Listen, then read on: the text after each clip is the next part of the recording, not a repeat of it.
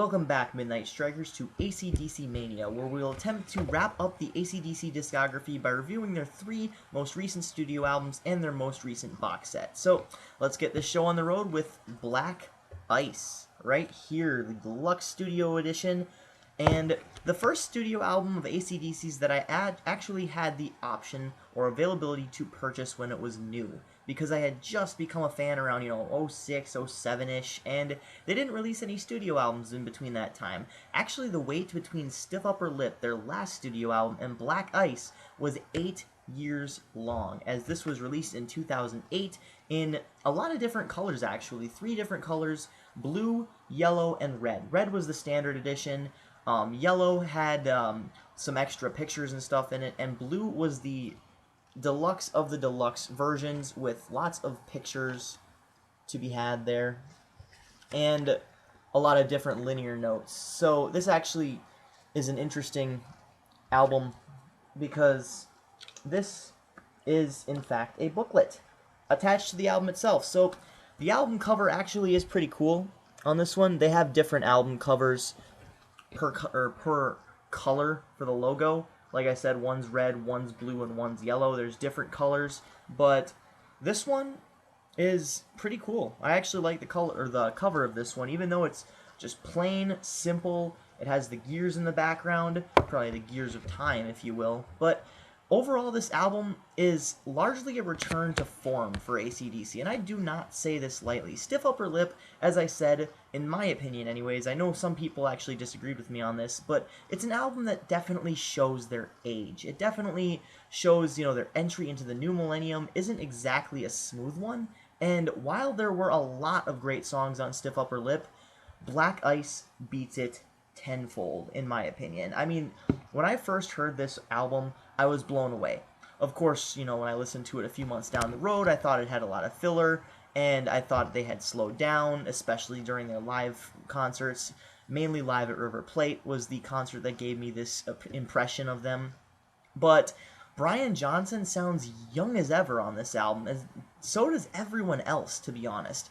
Brian has this different way of singing that's not exactly, screaming into the microphone, sounding like I say, howling tomcat practically on the last record, or on the last few records, mind you. But this actually sounds probably like, the best vocal performance from Brian since The Razor's Edge. And this album, I will stand by it, is every bit as good as The Razor's Edge. This is probably their best album since. So it's probably their longest studio album with 15 tracks. They don't have the longest track listing. They don't have the longest length of tracks. They have, between 3 to 4 minutes, basically, per song. But that is a standard set staple of AC/DC since their last couple albums in this era. So, basically, to get started, this was supposedly supposed to be, at the time, their last studio album. People thought this was going to be their final, wrapping up, end of days tour, so they picked it up like wildfire. An interesting note about this studio album is, at the time of its release, I'm not sure about later on, but it was exclusively sold at Walmart.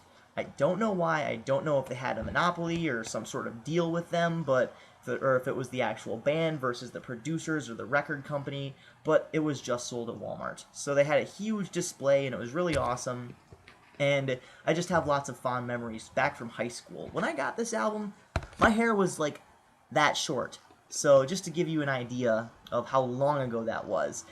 In between Black Ice and Rock or Bust, yes, another 6 years. So we will have to wait another 6 years to review this album. Or, no. AC/DC Mania will continue, don't worry about it. We will have another 6 years, and I said that on purpose, by the way, to wait to listen to Rock or Bust. Was it worth it? Well, find out in my next review. This is about Black Ice. So, the first single off of Black Ice is also the first track, and that is Rock and Roll Train. Initially, this was going to be called Runaway Train, but since AC/DC is a rock band and they want everyone to know they're a rock band, they have to have at least 1 or 2 songs with rock in the title or in the lyrics on the entire album. So, let's count them. Rock and Roll Train, Rock and Roll Dream, and Rockin' All the Way. So far, we have 3 songs with just rock in the title. Also, we have a couple more songs with rock in the lyrics. So, AC/DC is a rock band, in case you haven't gotten the memo yet. But basically, Rock and Roll Train is a very good song. Like I said, huge step up from Stiff Upper Lip. And when I first heard this, I was just blown away from the first time that Brian Johnson opened his mouth. That was basically the point where I said, "Yep, AC/DC's back." The guitar production value on this album definitely shines, especially, like I said, in the guitars. They add a little bit of echo-ish effect. Not too bad, but it sounds kind of like a combination of the Razor's Edge production, where, you know, it has a little bit of that edge to it, no pun intended, and Ball Breaker, where, like I said, it's kind of in a closed-off studio, and it sounds too polished, too clean, but it's somewhere in the middle there. So, I mean, it does sound very open-ended. I do like that, and, you know, the guitars are very crisp, very audible. Everything is where it needs to be and pleasing to the ear on this album as a whole, but especially in the first couple riffs on this song in particular. I do like the fact that, you know, they sing a little bit more in the backing vocals. Like I said, on Stiff Upper Lip, the backing vocals I didn't really care much for. They've improved a lot since then. Like I said, they sound 10 to 20 years younger. Probably the best performance on an album, guitars, drums, everything, since at least Ball Breaker, if not further than that. So this is their best album in a very long time. The next song, Skies on Fire, it's got an interesting riff structure to it. I mean, I don't know. It's very, very variable, I suppose, and I don't really mind the vocals too much in the chorus. I don't know. I don't really care much for them, but everything else is pretty good. One thing I did notice on this album as a whole, though, also that I want to bring up are the lyrics. Yeah, the crappy lyric writing of Stiff Upper Lip and Blow Up Your Video, Flick of the Switch, yeah, it's back here in full force. In fact, this is probably one of the worst albums lyrically that AC/DC have ever written, but the guitar parts more than make up for it. I mean, everything. This album, when I listened to it, it sounded like a breath of fresh air. Skies on Fire included in the chorus. Like I said, I didn't really care much for the vocals in the chorus, or the guitar structure and the riff structure in the chorus, but I do like the tempo, as I said, on a few songs in Stiff Upper Lip, and I just dropped the album here, right here, Black Ice. The good version, the blue version right here. I don't have any of the other versions, but the next song is Big Jack. This is another one of those singles, and it's really interesting to note how the high notes on Angus's guitar blend with Brian Johnson's vocals. Like I said, Brian Johnson's vocals, I'm definitely going to be bringing that up a lot throughout this review because it's so prevalent. I mean, they sound so much younger, all of them. I mean, Malcolm, Cliff, backing vocals included as well. The only song on this album where they do sound a little bit aged, much like in, you know, Can't Stop Rock and Roll, which actually did have pretty decent backing vocals, was, I think it was Smash and Grab, which is the song comes after Anything Goes and War Machine, which I will get to in a little bit. So, Anything Goes, the next song. This is probably one of the most radio-friendly, popish songs that AC/DC have ever written. It has a lot of variance in the guitar structure itself, and just the rhythm itself is very fleshed out. They must have really thought this through when putting this out. I mean, this is, of course, a radio single. Like I said, AC/DC are very good at choosing their best songs for singles and just kind of leaving everything else off to the side, but you could still listen to it if you buy the entire album, of course. So, this is a very good song. I do like it, albeit it's a little bit too popish for AC/DC's sake, but it is very refreshing to listen to. It just kind of has this upbeat notion to it, and I don't even know what they're singing about, but oh, they say rockin' in there, so that's another song that has rock in the lyrics. We should count every single song that AC/DC has rock in it. You'd be surprised at how much there are, or how many there are. The next song, War Machine. This is probably either my favorite or my second or third favorite on this album. I like it so much. I mean, everything about it, from its dark intro to just the structure itself, how it just seems like it's building up. It's building up even more and more power. It's probably one of their heavier tracks on the album. I do like it. Just the way that Brian sings, the way that the bass comes in, when he's singing through the vocals, and just the overall structure of it and tempo. Everything about this song is practically perfect and fleshed out to where it just needs to be. The next song is Smash and Grab, and I kind of gave a little bit of a preview of this when I said they sound aged in the backing vocals, but I mean, other than that, the structure is pretty solid. I mean, it sounds kind of like stuff that ACDC has done before, but then again, it sounds fresh or refreshing. Like I said, breath of fresh air. You'll hear that a lot, and it's just a good song overall. Spoiling for a Fight. This is one where I liked it, but it just sounded too similar to what we've already heard, if that makes sense. I mean, it's a little bit of a more faster song or more upbeat song, much like Anything Goes, but not as much. It just seems like they're repeating "spoiling for a fight" over and over again in the chorus, and they could have put, a little bit more thought into the lyrics, but then again, hey, they could have put more thought into the lyrics for this entire album. But it's Black Ice, best album in a while, and the music makes up for all of it. The next song, Wheels. This one will hurt your ears in the chorus when the backing vocals combine with Brian Johnson's vocals, and they just get really, really like chipmunk high pitch. The guitars are really good. I really like the melody in this one, especially with how the lead guitar kind of chimes in with the rhythm guitar after Malcolm Young plays his bit. The drums are pretty standard, much like on any AC/DC song, but there is some pretty damn good singing in the verses. I don't like the chorus. That's about the only thing that's kind of jarring about this song. Wheels, that part.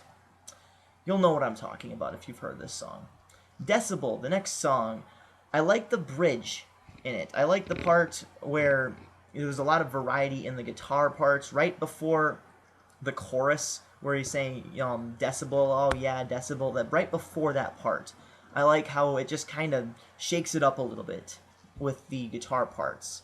But overall, this is a pretty standard AC/DC song. I mean, not one of my favorites on the album, not really one of my least favorites. I don't really have very many least favorites, aside from, which a few songs I'll get into a little bit later. Stormy Mayday, another one of my favorite songs. It's got this twangish intro. Angus Young actually uses a slide guitar for the very first and thus far only time. There's a lot of variance in this song. There's a lot of variety in just how Brian Johnson sings, and his vocal range goes just really low in some parts and then really high. He definitely gives it his all in his performance, and it's just a good song overall. She Likes Rock and Roll, can't necessarily say the same thing. It's kind of contrived sounding. I like the guitars in the beginning, but overall it's just kind of a boring song. I didn't really much care for it. Same with Money Made, kind of just a substandard AC/DC track, much like a few off of their earlier records. Stiff Upper Lip, and Dirty Deeds Done Dirt Cheap actually had a lot of filler too, of course, and Blow Up Your Video, which need I even mention that album? Rock and Roll Dream, this is probably the worst song on the album, in my opinion. I know I heard from, a lot of other people that they do like this song, but Brian Johnson just sounds a little bit whiny for me, and the guitars are a little slow, but I do like when it picks itself up and gets a little bit heavier in the midsection of the song, or at least like right after the chorus or into the chorus.